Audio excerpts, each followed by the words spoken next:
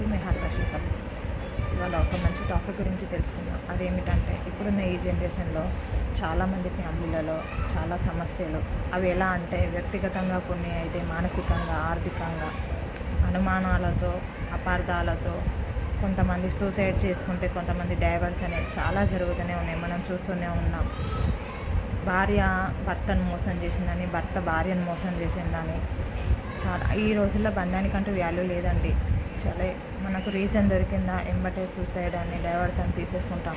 కానీ ఆ రోజుల్లో అలా కాదండి. మన పెద్దవాళ్ళు ఉన్నప్పుడు ఎలా అంటే పద్ధతిగా, చాలా పద్ధతిగా, ఎవరైనా మన ఇంటికి మగవారు వస్తే, ఇంట్లో మనం ఆడవారం ఉన్నప్పుడు మన ఇంట్లో ఉన్న మగవారు బయటికి వెళ్ళి వాళ్ళతోని మాట్లాడి పంపేవారు.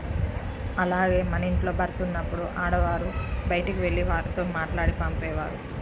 అప్పుడు ఎంత పెద్ద కుటుంబంలోనైనా కానీ ఇలాంటి సమస్యలు రాలేదండి. అప్పటి పద్ధతి చాలా బాగుంది. పిల్లలతో, కుటుంబాలతో చాలా సంతోషంగా ఉండేవారు.